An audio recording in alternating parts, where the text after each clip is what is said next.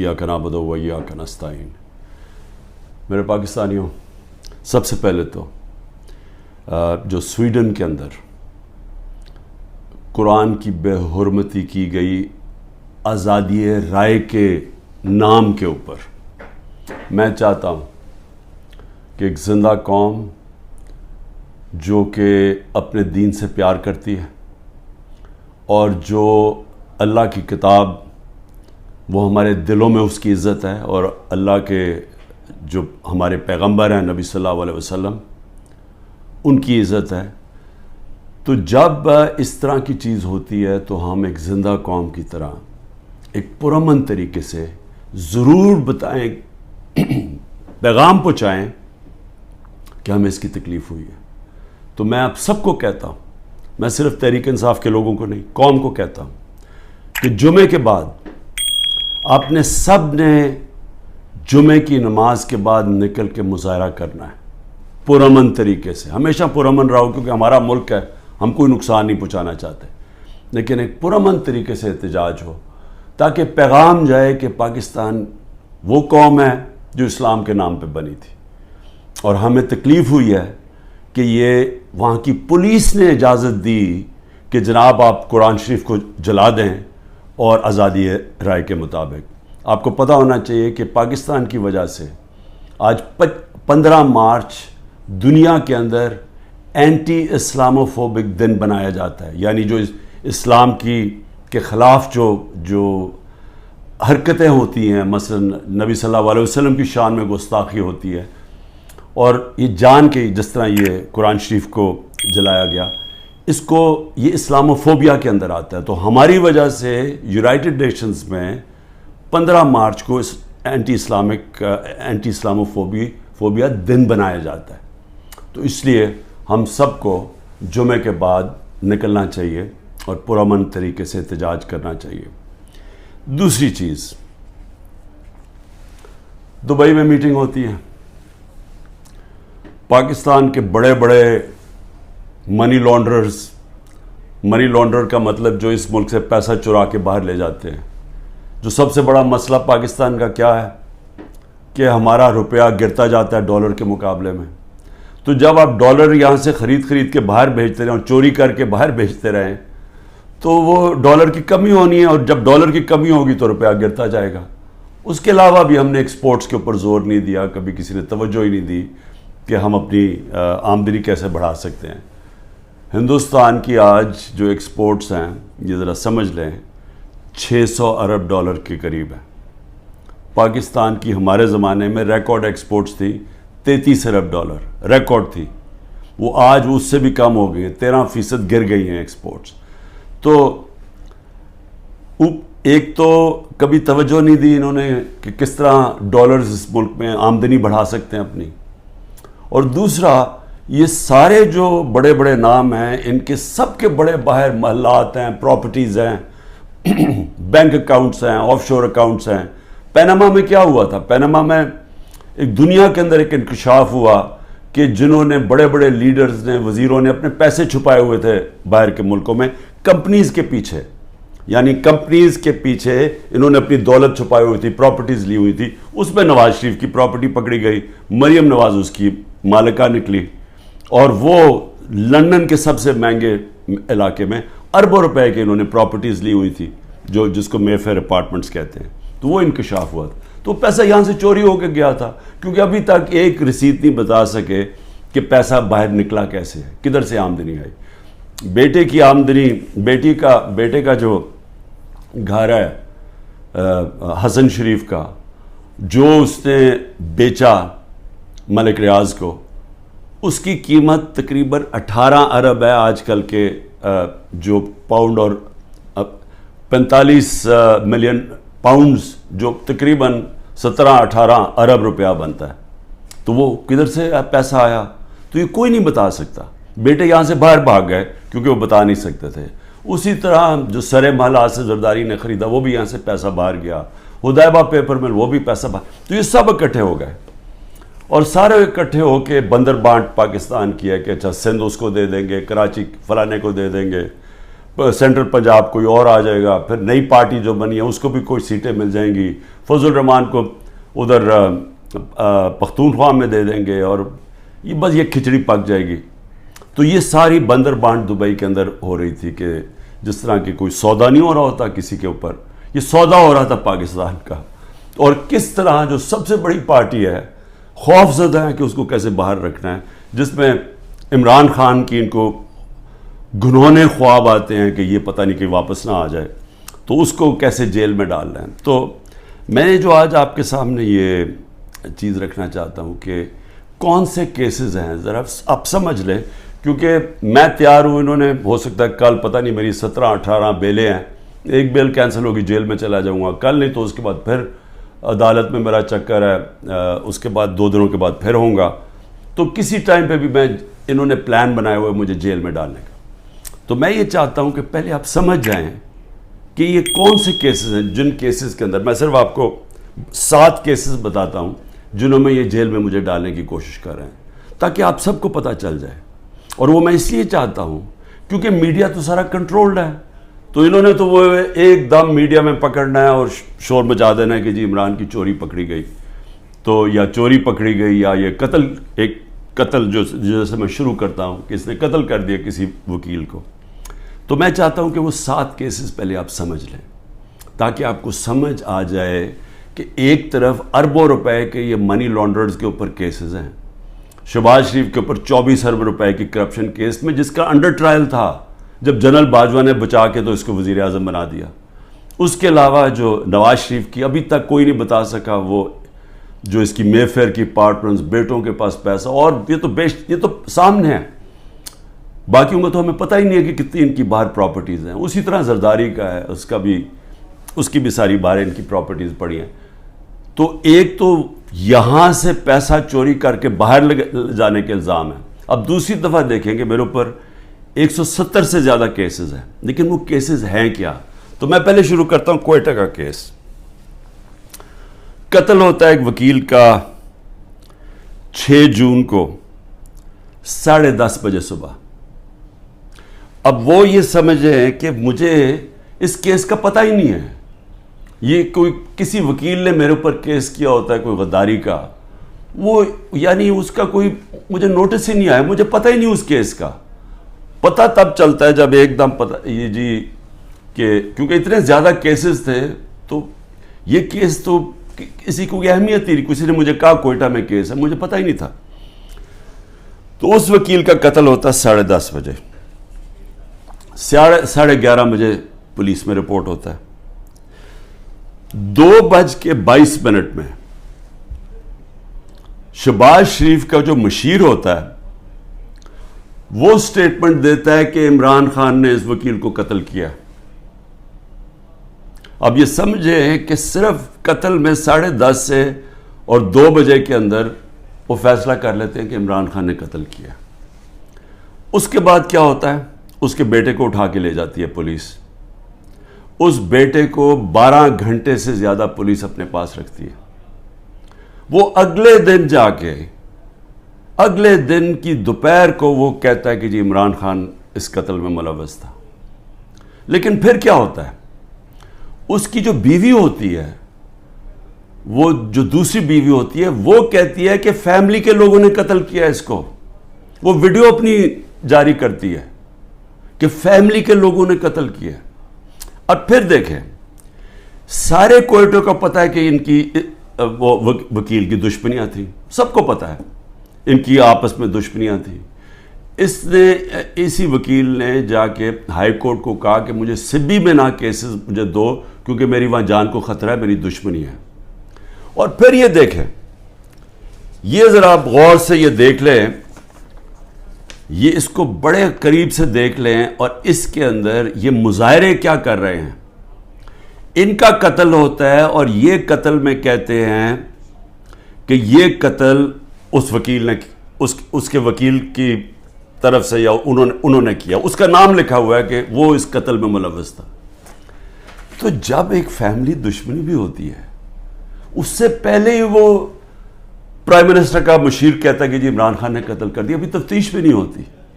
اور مجھے افسوس سے کہنا پڑتا ہے کہ وہاں ہماری سنا بھی نہیں گیا کوئٹہ ہائی کورٹ میں. خیر وہ اور وجوہات ہیں, اس کی بھی ہمیں وجہ پتہ ہے پیچھے کیا ہے. تو یہ آپ ذرا سنیں.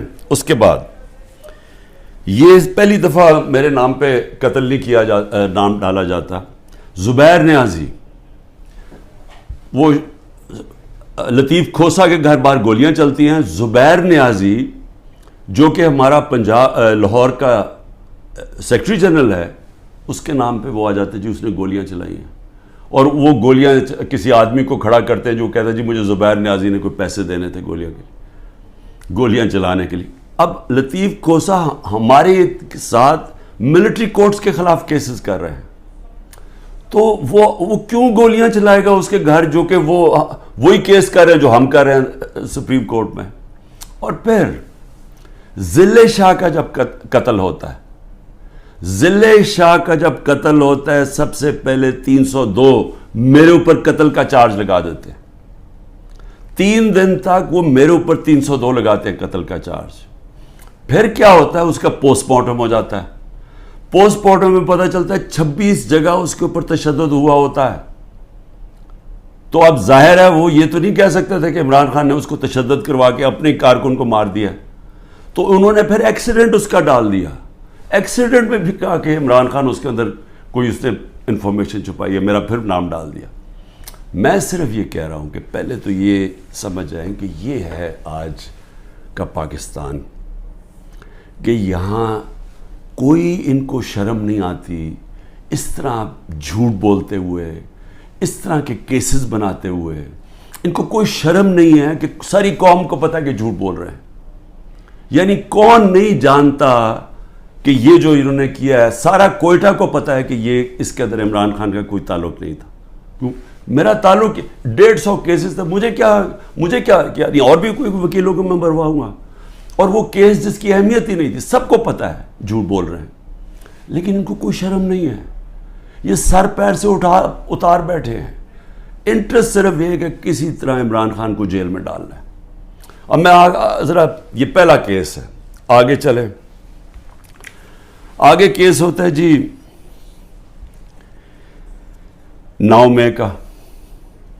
اب 9 مئی کو کیا ہوتا ہے, یہ ذرا غور سے سنیں. 9 مئی کو ہوتا کیا ہے, جو مظلوم ہوتا ہے یعنی جس پہ ظلم ہوتا ہے, اسی کے اوپر اس کو مجھے جب اندر جیل میں ڈالتے ہیں تو میرے اوپر کیسز کی بارش ہو جاتی ہے. 9 مئی کے بعد میرے اوپر 25 کیس ہو گئے ہیں. جدھر بھی کیس ہوتا ہے کہتے جی عمران خان کی ایمان, میرے کہنے پہ یہ ہوا ہے. کہیں کسی نے کچھ کیا ہو یا جو بھی کسی کے اوپر الزام لگایا ہو, 9 مئی کے بعد عمران خان کے کہنے پہ ہوا. عمران خان جیل میں بند تھا, اور جو ظلم ہوا ہے وہ عمران خان سے ہوا ہے. میں بیٹھا ہوا ہوں رجسٹری آفس ہائی کورٹ اسلام آباد میں, میرے پاس بیل تھی, مجھے کسی صورت وہاں کوئی پکڑ نہیں سکتا تھا. صرف پولیس نہیں آئی, رینجرز کمانڈوز آئے مجھے اٹھانے کے لیے.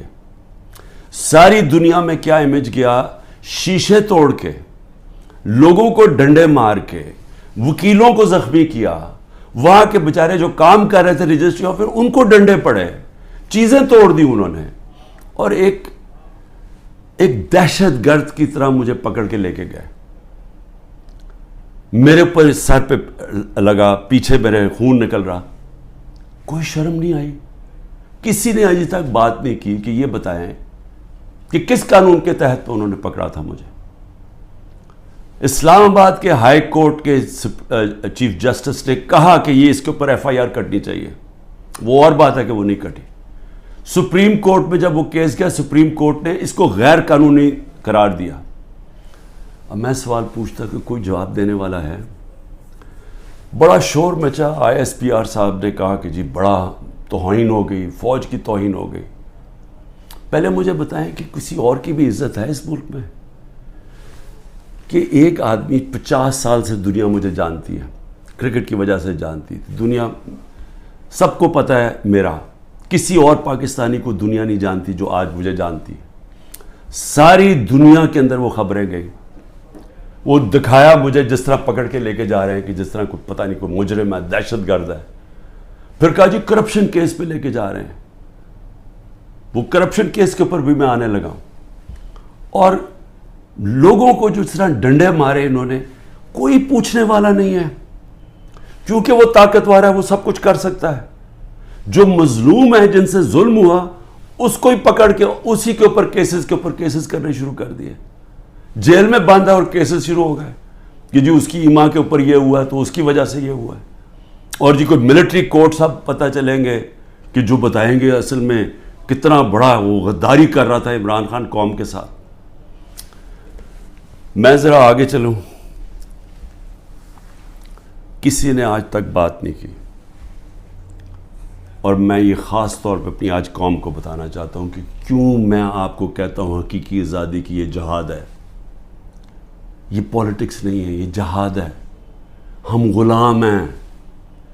غلاموں کے کوئی حقوق نہیں ہوتے. جس طرح میرے کوئی حقوق نہیں تھے, میں یعنی سب سے بڑی ملک کی پارٹی کا ہیڈ, جس کو جس طرح اٹھایا انہوں نے, جو کیا, جس طرح ہم کوئی کمی ہے اس ملک کے. اب 25 لوگوں کو گولیاں لگیں, جو مرے, جو شہید ہوئے, ابھی تک 9 لوگ غائب ہیں. جو پولیس نے یا دھمکیاں دی ہیں, کچھ کیا, وہ انڈر گراؤنڈ گئے ہوئے ہیں, وہ بتا نہیں رہے, مسنگ ہیں 9 لوگ. 16 لوگ ہمارے پاس پتہ ہے جن کو گولیاں, 69 لوگوں کو گولیاں ماری اور ان کو شہید کیا گیا. فرانس کے اندر ایک لڑکے کو پولیس نے 16 سال کے لڑکے کو گولی ماری, ایک لڑکے کو. ابھی تک فرانس جل رہا ہے. 1000 سے زیادہ بلڈنگز جل گئی ہیں, گاڑیاں جل گئی ہیں. مشکل نیشنل کرائسس آ گیا ہے. معافی مانگ رہی ہے پولیس کے, جی بڑی غلطی ہوگی, اس کے خلاف ایکشن لیا جائے گا. آزاد لوگ ہیں, آزاد لوگوں کے حقوق ہوتے ہیں. لوگ نکلیں اپنی آزادی کے لیے کہ کیسے جرأت پڑی پولیس کو گولی مارنے کی. یہاں 16 لوگوں کا آج تک ٹی وی پہ نام ہی نہیں لیا جا رہا. سب نہتے تھے.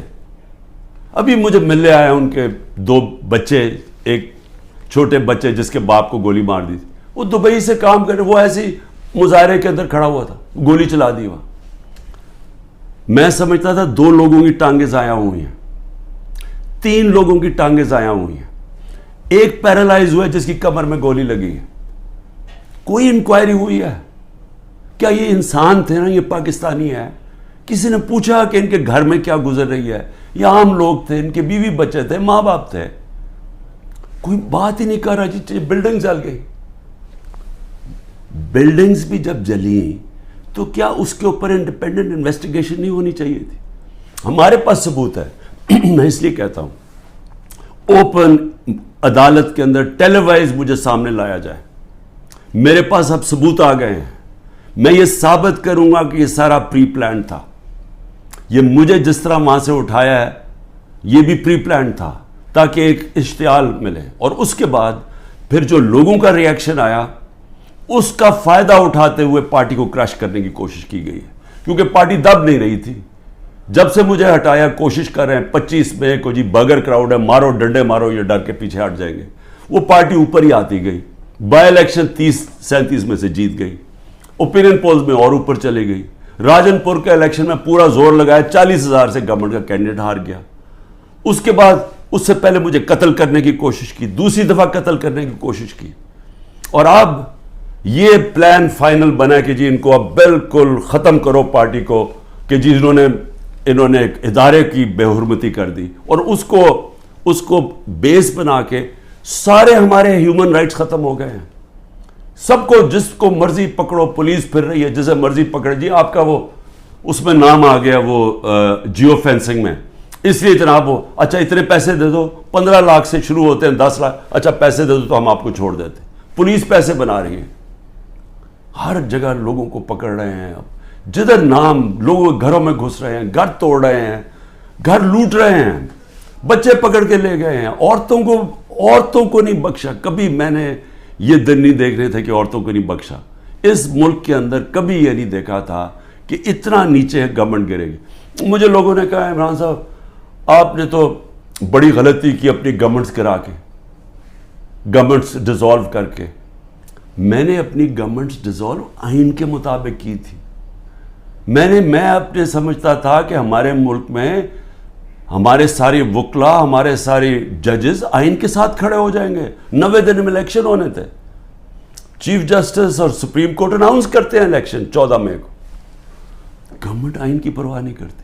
اب گورنمنٹ کہتی ہے کہ جی اگر ملٹری کورٹس اگر اس نے خلاف فیصلہ کیا سپریم کورٹ نے تو ہم سپریم کورٹ کے فیصلے نہیں مانیں گے. تو رہ کیا گیا پھر؟ تو رہ تو یہی کیا کہ ڈنڈے سے اب اپنے ساروں کو کنٹرول کرنا ہے. تو مجھے ابھی بھی ہے کہ صرف آزاد اور غلام ملکوں میں دیکھ لیں کہ یہاں کوئی نام ہی نہیں لے رہا وہ بیچارے جو اس ملک کے عام شہری، ان کو گولیاں ماری گئی، نہتے شہریوں کو. اور ادھر دیکھیں ایک آدمی کو پولیس نے گولی ماری. اور فرانس میں دیکھ لیں آزاد قومیں کیا ہوتی ہیں. اس کے بعد آ جائے جی اور کون سے کیسز ہیں. بیوی بشرا بیگم کے اوپر کیس ڈال دیے. کیا ہے جی کہ وہ اس کے گاؤں میں، وہ جو کبھی گاؤں میں گئی بھی نہیں ہے، اس کے گاؤں میں جی 20 سال کے بعد ایک جگہ سڑک بن گئی. اینٹی کرپشن کا کیس اس پہ کر دیا. میری چھوٹی بہن عظمیٰ، اس کے اوپر اینٹی کرپشن مجھے بیچ میں ڈال دیا کہ جی میں جب پرائم منسٹر تھا میں نے اس کو بڑی سستی کوئی زمین دلوا دی ہے یا لوگوں سے قبضہ کر کے. اور یہ اتنے ڈفرز ہیں کہ کہا کہ جی 6 ارب کی زمین اس کو دلوا دی ہے. ان کو اتنا نہیں پتا کہ وہ چیک سے اس نے پیسے دیے. پہلے تو وہ چیکس کے پیسے، ذرا یہ چیک نمبر دیکھ لیں کہ اس نے پہلا چیک کس دن دیا؟ 25 اپریل 2022 کو. عمران خان پرائم منسٹر نہیں تھا. عمران خان 9 اپریل کو پرائم منسٹر نہیں ختم ہو گیا تھا. تو 25 اپریل کو ایک چیک ہے، وہ اب چیک کی کاپی ہے. اور دوسرا چیک دیا ہے 2 جون کو. اور کتنے کے چیک ہیں؟ 6 کروڑ روپے کے. تو اس نے چیک کے سے پیمنٹ کی ہے. میرے اوپر کرپشن کیس ڈال دیا ہے کہ میں نے جی اس کو پرائم منسٹر ہوتے ہوئے زور لگا کے اس کو فیور کیا. پھر آ جائے جی اگلا کیس، تاکہ آپ کو ساروں کو پتہ چل جائے ہو کیا رہا ہے. اب 2 اور کیسز ہیں جن کے اندر یہ پوری کوشش کریں گے مجھے اندر ڈالنے کی.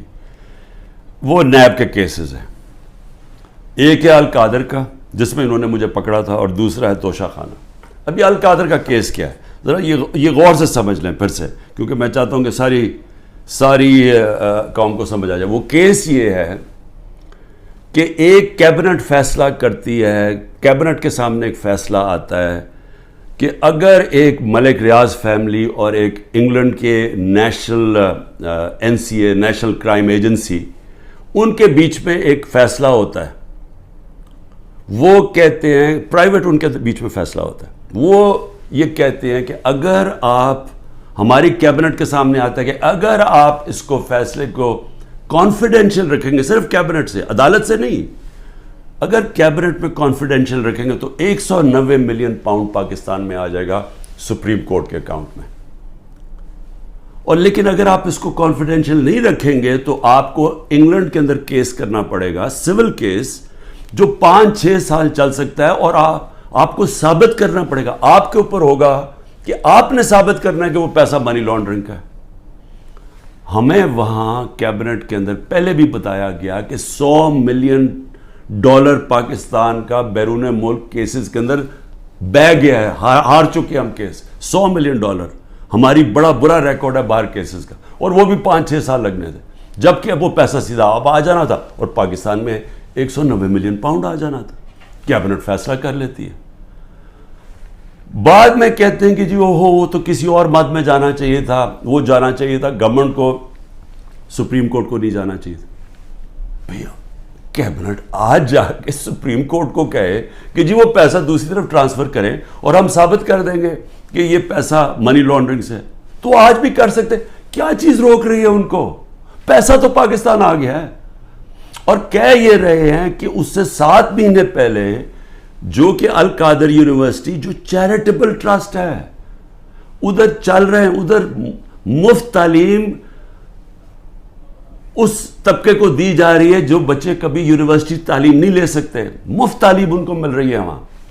یہ کہہ رہے ہیں کہ میں نے القادر کی وجہ سے کوئی فیور کروا دیا. یہاں ساری کیبنٹ کا فیصلہ، وہ سب نے یونینمس فیصلہ، وہاں لا منسٹر بیٹھے ہیں، وہاں وہاں کیبنٹ سیکرٹری بیٹھا ہے, وہاں ادھر فائنانس منسٹر بیٹھے ہیں, وہ سب نے فیصلہ کیا. لیکن عمران خان نے اس لیے کیا کیونکہ اس کو القادر میں عمران خان کو کیا فائدہ ہے؟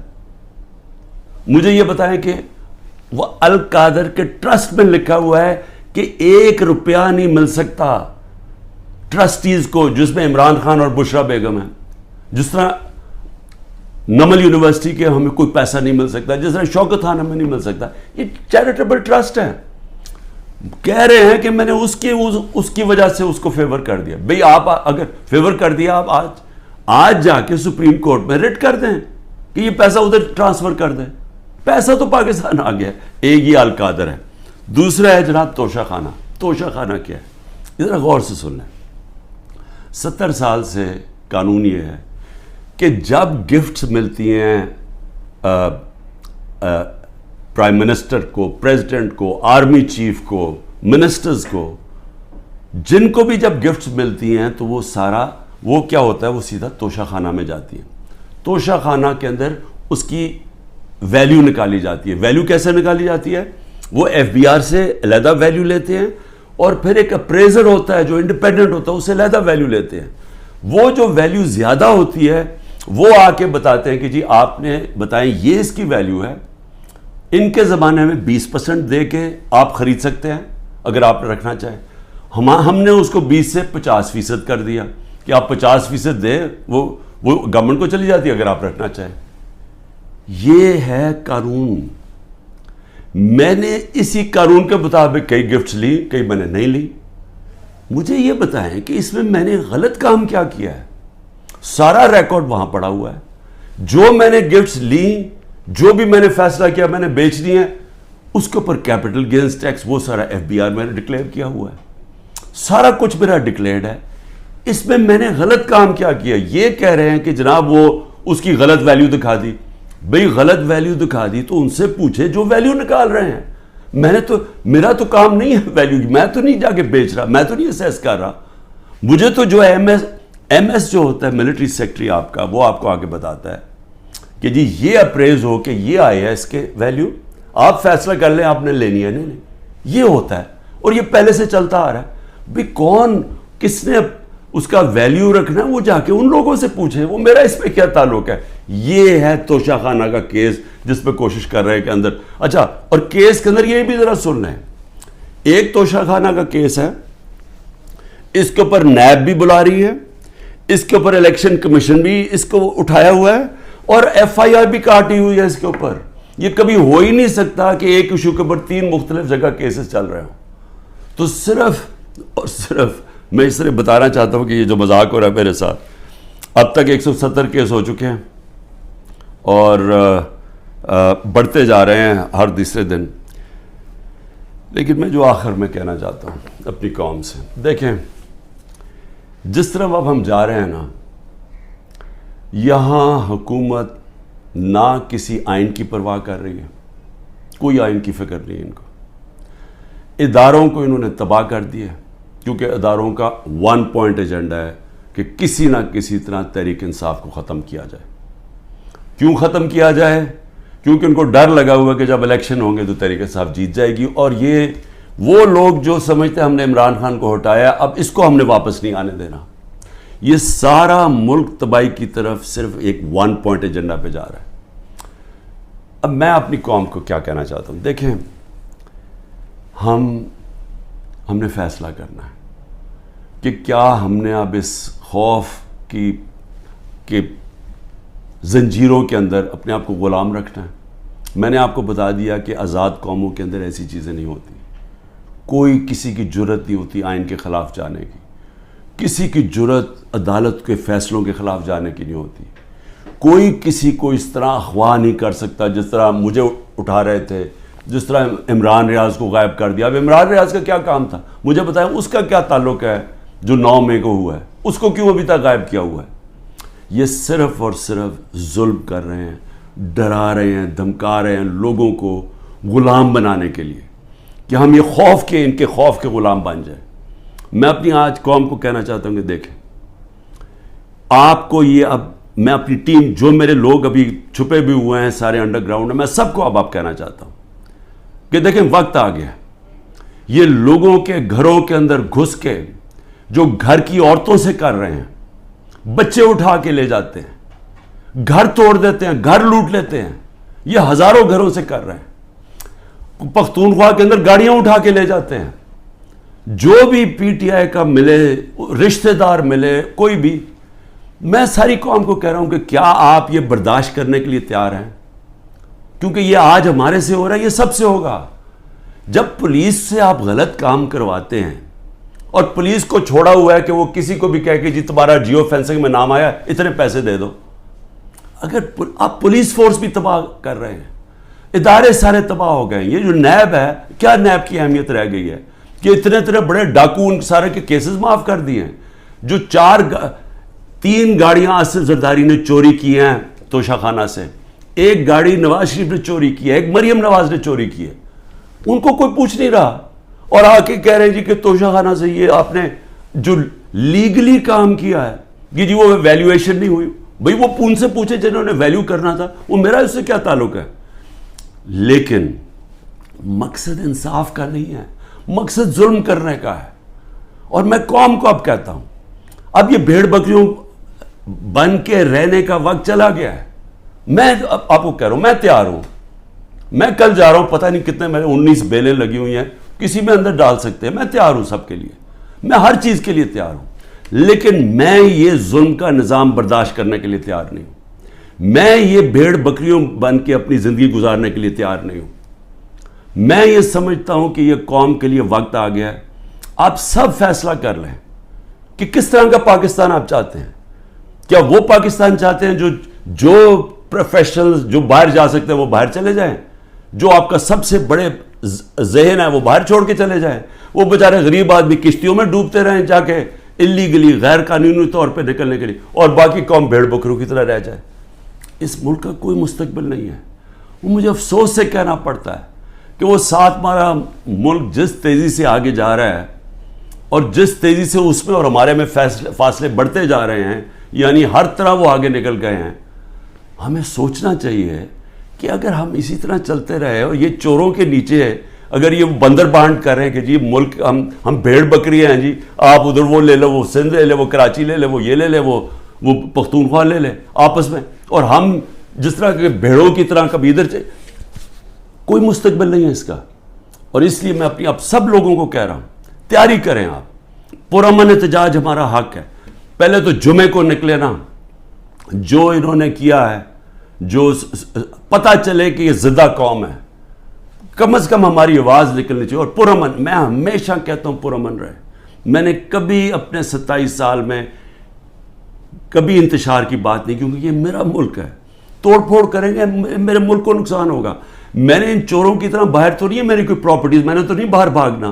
انہوں نے تو ابھی میں آپ کو کہہ رہا ہوں کہ جب انہوں نے الیکشن اناؤنس ہی ہوا، انہوں میں سے لوگوں نے باہر بھاگنا شروع کر دینا، کیونکہ ان کو پتہ ہے کہ ان کا جو انہوں نے کیا اس ملک کے ساتھ، ان کو پتہ ہے کہ قوم نے ان کو بخشنا نہیں ہے، انہوں نے بھاگنا ہے باہر۔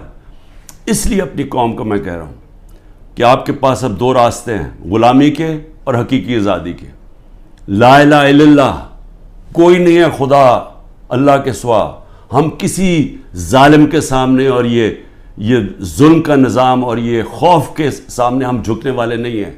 ہم نبی صلی اللہ علیہ وسلم، محمد مصطفیٰ، دنیا کے سب سے عظیم لیڈر، ہم ان کی امت ہیں، اور وقت آ گیا ہے کہ ہم اب اپنا سٹینڈ لیں اور پرامن طریقے سے تیاری کریں نکلنے کے لیے سڑکوں پہ۔ پاکستان زندہ باد۔